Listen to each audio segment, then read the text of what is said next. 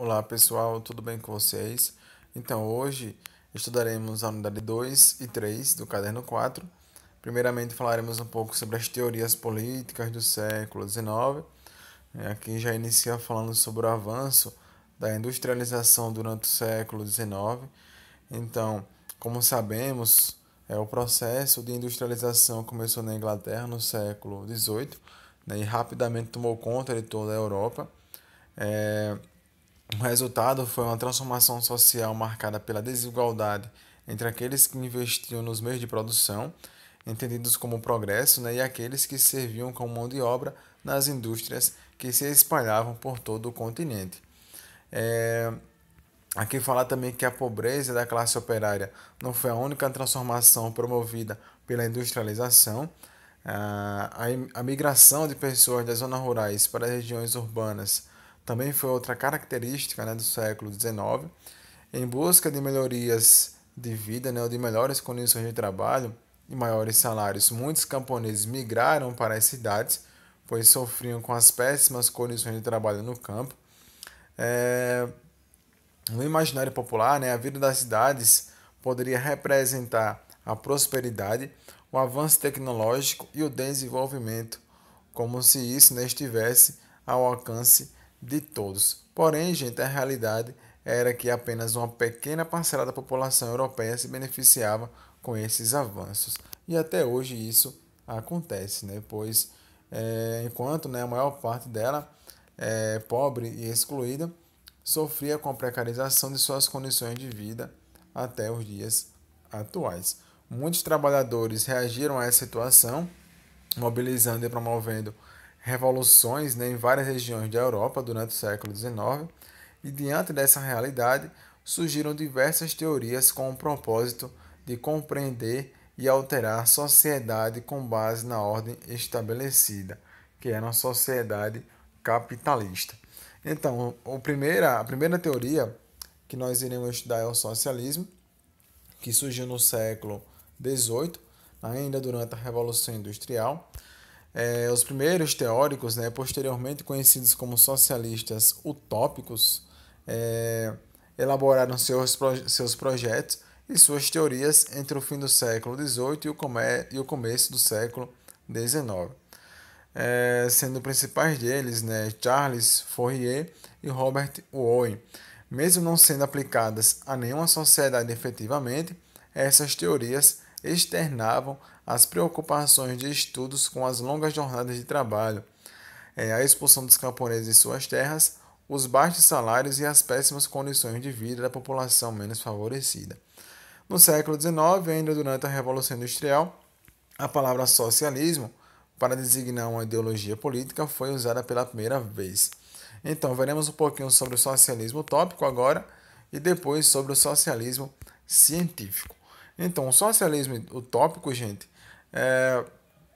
ele tentou, né, promover uma vida mais justa para os trabalhadores, né? Por isso que eles buscavam criticar as desigualdades promovidas pela sociedade industrial e pelo capitalismo.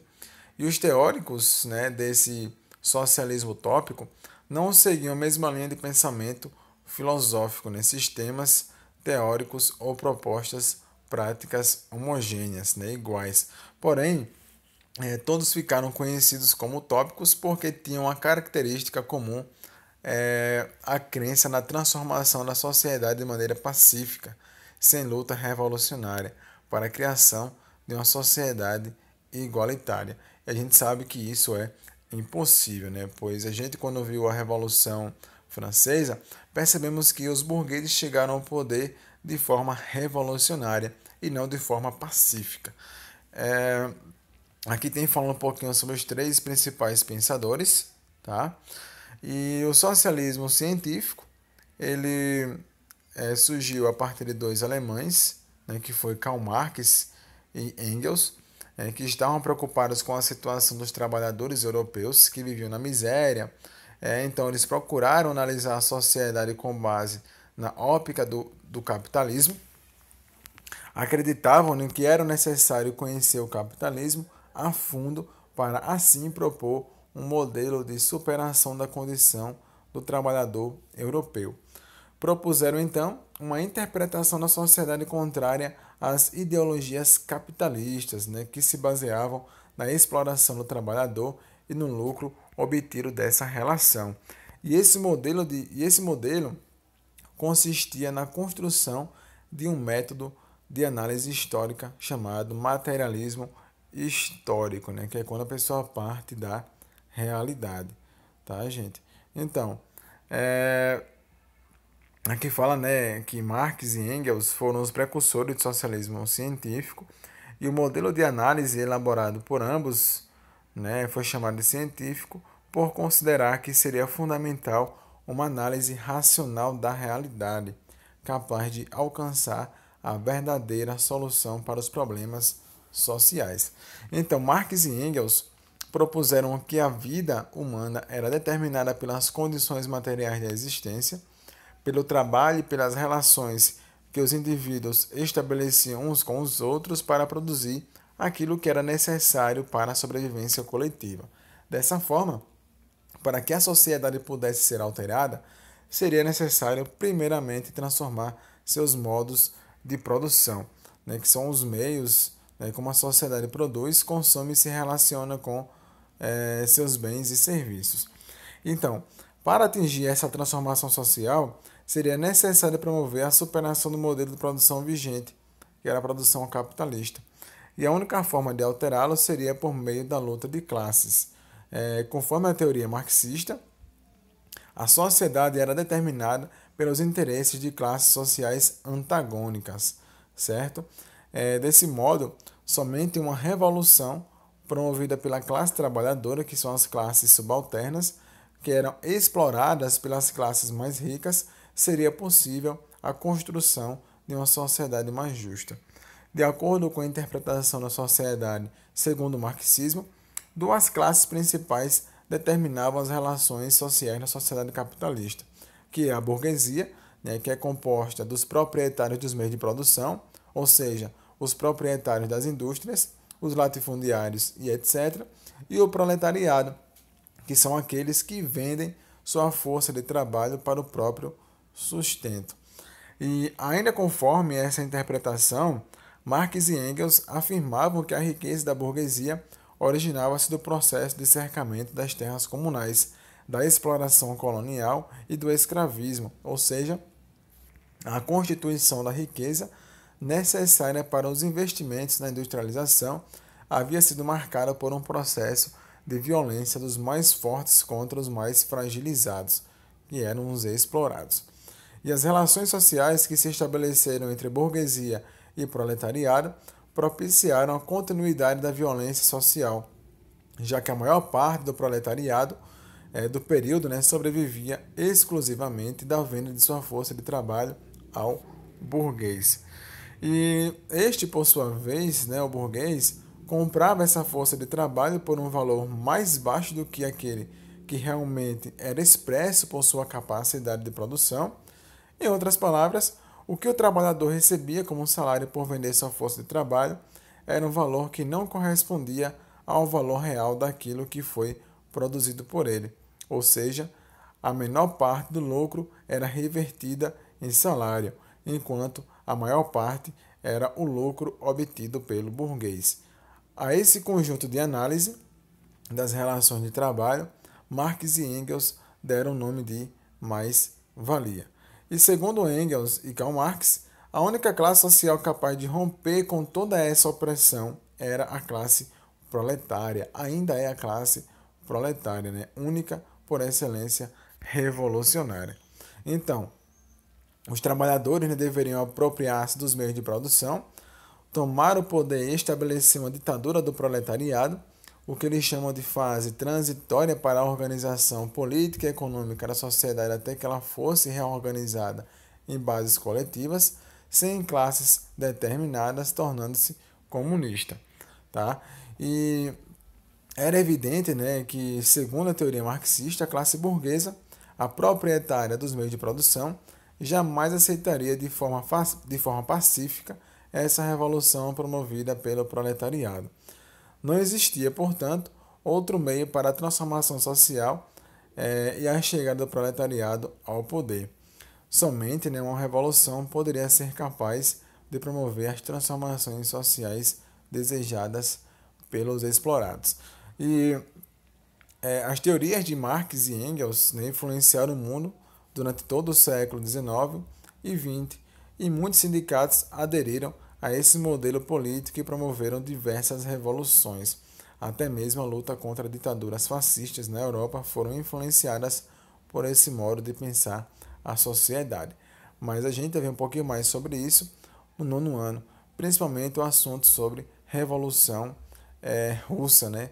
Que é quando os bolcheviques, a classe trabalhadora, chega ao poder derrotando a ditadura de Nicolau, né? Que era o rei da Rússia no início ali do século XX, tá? Então, aqui também fala sobre o anarquismo, que também era uma teoria muito defendida por alguns pensadores. Então, assim como os socialistas utópicos e marxistas, outras propostas de mudança surgiram no século XIX. De natureza complexa, o anarquismo apareceu como possibilidade de organização social revolucionária. E o termo anarquia tem origem grega e significa ausência de hierarquia, algumas vezes entendido também como ausência de governo, entre aspas, tá, gente? Então, podemos compreender que os anarquistas acreditavam em uma sociedade que se autogovernaria, né, sem necessariamente ter um governo ou um sistema de hierarquias, né, portanto. Então, assim como as formas de socialismo existentes, o anarquismo criticava duramente o capitalismo e a exploração social.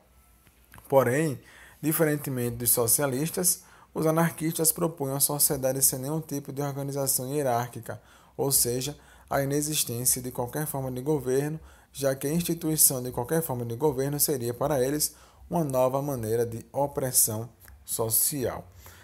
Aqui fala também sobre os primeiros anarquistas, né, que tinham características e opiniões diferentes sobre a sociedade. O principal deles foi Mikhail Bakunin, né, o William Godin, tá? Mas o principal mesmo, né, foi Mikhail Alexandrovich Bakunin. Então, os primeiros, ou melhor, todos, né, porém, eram contrários ao comunismo, já que este pregava a instituição de uma ditadura, assim como eram contrários à democracia, visto que esta era apenas a expressão do desejo da maioria e que, de maneira contraditória, sobrepunha-se ao desejo da minoria que não poderia ser excluída. Então, aqui fala que Pierre Youssef, né, foi o primeiro pensador a se autoproclamar anarquista. Com suas ideologias, influenciou o movimento operário europeu na segunda metade do século XIX e início do século XX. E ele, né, negava a possibilidade da grande propriedade ou do acúmulo de propriedades, o que, segundo o mesmo, possibilitava a exploração do trabalho daqueles que não tinham a propriedade dos meios de produção por grupos, melhor dizer, ociosos. Já Mikhail Bakunin, aristocrata russo, né, apoiou o czarismo até 1840, depois saiu da Rússia e entrou em contato com outros lugares e ideias. E foi aí que ele conheceu Fodon, né, e começou a ser influenciado pelo anarquismo. E após 61, Bakunin, né, passou a influenciar muitas pessoas e organizações de trabalhadores, principalmente dos Estados Unidos, o melhor dos estados italianos. E seu discurso era em defesa de um Estado que deveria ser dissolvido, né, discordando totalmente da ditadura do proletariado. Aqui fala um pouquinho sobre o primeiro governo, né, europeu exclusivamente comandado por operários, que foi a Comuna de Paris, tá? Logo após aí a Primavera dos Paus, né, que aconteceu no século XIX. Então, diferentemente de outros momentos da história europeia, como na Revolução Francesa ou na Primavera dos Povos, entre os dias 18 de março, né, e 28 de maio de 71, apenas operários governaram isoladamente a cidade de Paris, sem a interferência das classes mais ricas, em especial os burgueses. Mas foram poucos dias, tá, gente? Porque a opressão por parte da elite foi muito grande, o que acabou colocando aí em decadência esse movimento e esse governo comunista, tá? Então, a Comuna ela surgiu logo após o processo de unificação da Alemanha, né, que em 70 saiu vitoriosa da Guerra Franco-Prussiana, e com a queda de Napoleão III na França, foi instituído o governo provisório em defesa nacional, que decidiu negociar com Bismarck a rendição francesa. A população parisiense, no entanto, não aceitou esse acordo e no mês de março conseguiu depor o governo, que se transferiu para a cidade de Versalhes. Foi então proclamada a Comuna de Paris. O governo estabelecido durante a Comuna era independente e popular, feito diretamente pelos trabalhadores e por pessoas ligadas ao movimento operário, eleitas pelo sufrágio universal, pelo voto. E durante esse período, muitas ações que beneficiaram a população menos favorecida foram colocadas em prática, tal como o congelamento dos preços de gêneros alimentícios, a redução no preço dos aluguéis e a invasão de imóveis. Houve ainda a redução de carga horária de trabalho, o trabalho noturno foi proibido, o ensino passou a ser obrigatório e gratuito a toda a população. E enquanto a população parisiense vivia um período de relativa paz e conquistas, o governo francês, que havia se deslocado para Versalhes, estava se preparando para retomar o controle de Paris. Tá? Então, ajudado pelo exército prussiano, que era seu rival até 2 meses atrás, ele marchou em direção a Paris para tentar derrubar a Comuna e retirar do poder o governo popular que estava instalado. E entre 21 e 28 de maio de 71, período que ficou conhecido como Semana Sangrenta, as tropas francesas mais bem preparadas invadiram Paris e destituíram o governo popular. Mais de 20 mil pessoas foram mortas e mais de 50 mil foram presas ou expulsas da França em represália à formação da Comuna de Paris. E com a primeira revolução da classe operária, a Comuna de Paris representou uma experiência decisiva para o futuro das lutas dos trabalhadores em todo o mundo. Já para os burgueses, simbolizou um perigo eminente de perder o poder e o controle econômico para a classe operária. Por isso, durante meses após o fim da Comuna, a burguesia francesa tentou exterminar a classe operária e o socialismo da França, acabando com os empregos e até mesmo fechando as fábricas. Porém, essa reação durou pouco tempo, pois prejudicou o próprio desenvolvimento parisiense, até porque eles precisavam das fábricas para manter aquele modo de produção e também da mão de obra operária. Então, a gente segue falando um pouquinho sobre a expansão dos Estados Unidos, que marca a sua consolidação no território americano. Tá certo, gente?